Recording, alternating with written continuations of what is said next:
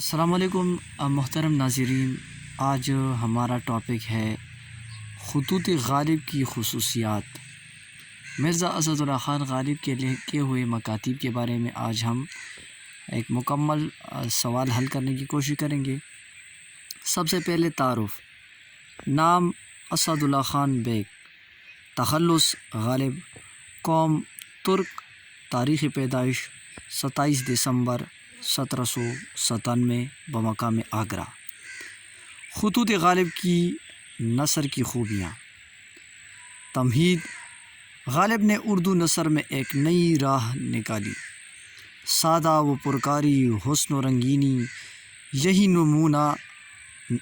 نمونۂ نثر آنے والوں کے لیے مشعل راہ ثابت ہوئی۔ انہوں نے اپنے خطوط کے ذریعے اردو نثر میں ایک نئے موڑ کا اضافہ کیا اور آنے والے مصنفین کو طرز تحریر میں سلاست و روانی اور برجستگی دکھائی۔ غالب کے خطوط میں 3 بڑی خصوصیات پائی جاتی ہیں۔ سب سے پہلے خصوصیت اول یہ کہ انہوں نے پرتکلف خطوط نویسی کے مقابلے میں بے تکلف خطوط نویسی شروع کی۔ یہ ان کی پہلی خصوصیت ہے۔ دوسری خصوصیت یہ کہ انہوں نے خطوط نویسی میں اسٹائل اور طریقے اظہار کے مختلف راستے پیدا کیے۔ تیسری خصوصیت یہ کہ انہوں نے خطوط نویسی کو ادب بنایا۔ اردو ادب میں غالب کے خطوط کو ایک ممتاز مرتبہ حاصل ہے۔ بقول مولانا حالی مرزا سے پہلے کسی نے خط و کتابت کا یہ انداز اختیار نہیں کیا اور نہ ان کے بعد کسی سے اس کی پیروی یا پوری تقلید ہو سکی ہے۔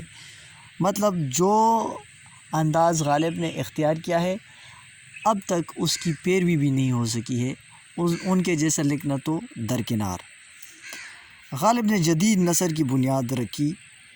انہی کے بنائے ہوئے بنیادوں پر سر سید اور ان کے رفقائے نے ایک جدید اور قابل دید عمارت کھڑی کر دی۔ سادگی، سلاست، بے تکلفی اور وہ بے ساختگی اور معلق انداز بیان کے بجائے مدعا نگاری، یہ تمام محاسن جو جدید نثر کا طرۂ امتیاز ہیں، مکاتیب غالب میں نمایاں نظر آتی ہیں۔ اس میں کوئی شک نہیں کہ غالب جدید اردو نثر کے رہنما ہیں۔ بقول مولانا شبلی، اردو انشاء پردازی کا جو انداز ہے اور اس کے مجدد اور امام سر سید مرحوم تھے، اس کی بنیاد دراصل مرزا غالب نے رکھی تھی۔ یہ جس انشاء پردازی کا جو انداز آج ہے، اس کی بنیاد کس نے رکھی؟ یہ غالب نے رکھی تھی۔ مکاتیب غالب کی چند خوبیاں درج ذیل ہیں جس کے بارے میں ہم آہستہ آپ کو سمجھانے کی بھی کوشش کرتے ہیں۔ جدت ترازی، جدت کہتے ہیں نئے پن کو۔ جدت ترازی، غالب کی تحریر کی جان جدت ترازی ہے۔ وہ بنے بنائے راستوں پر چلنے کے بجائے خود اپنے لیے اپنا راستہ بناتے ہیں۔ انہوں نے خطوط نویسی کو ایپیج اور ایجاد کا طریق نو بخشا جو ادبی اجتہاد سے کم نہیں ہے۔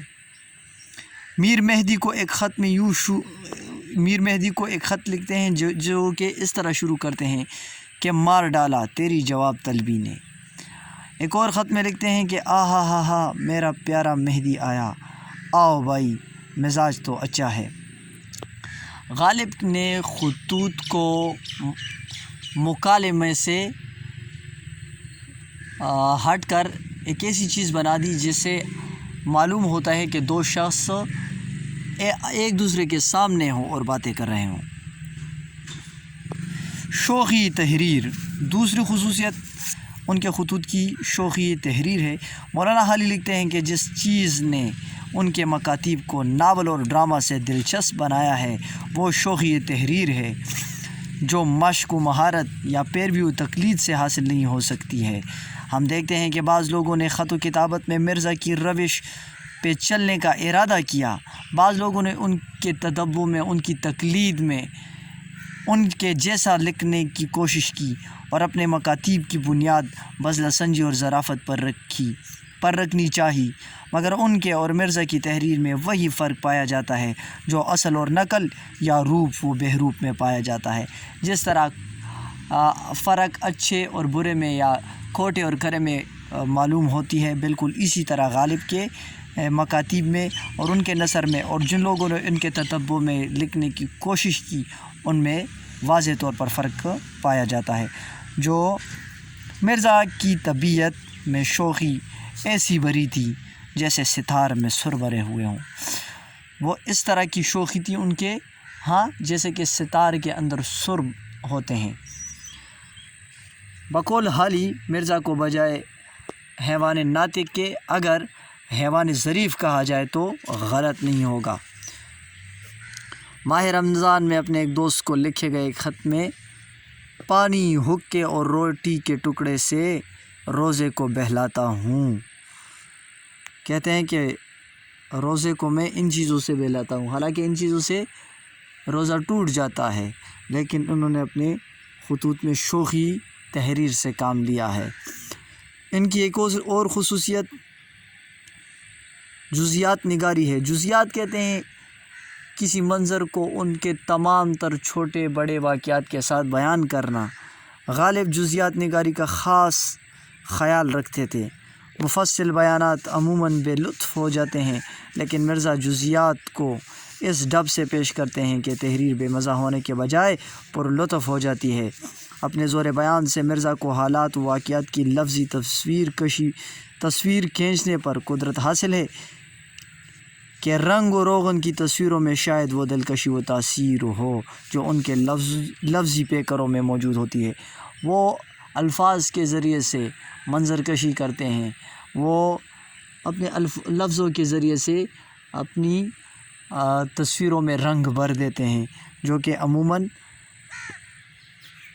رنگ و روغن والی تصویروں میں بھی شاید وہ دلچسپی اور تاثیر موجود نہ ہو۔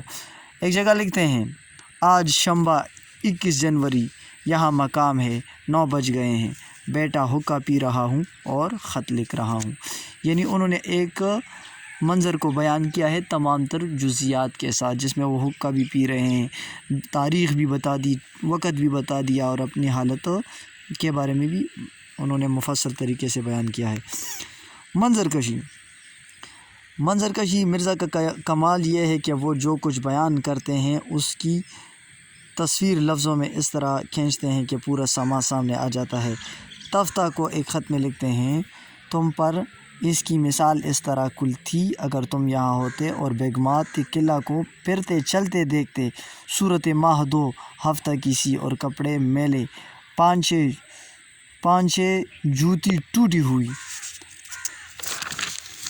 ایک نکات لکھتے ہیں کہ لفظی تصویر کھینچنا صرف و صرف غالب کا کمال ہے، غالب ہی لفظوں میں تصویر کھینچ سکتے ہیں۔ بے تکلف اور سادگی مرزا غالب کے انداز نگارش کی ممتاز ترین خصوصیت یہ ہے کہ جو لکھتے ہیں وہ شائستہ اور برجستہ الفاظ میں لکھتے ہیں۔ ان کے خطوط کے مطالعے سے پتہ چلتا ہے کہ نہایت موزوں الفاظ سادگی اور بے تکلفی سے جوڑے گئے ہیں۔ انہوں نے القابات کی فرسودہ نظام کو ختم کر دیا۔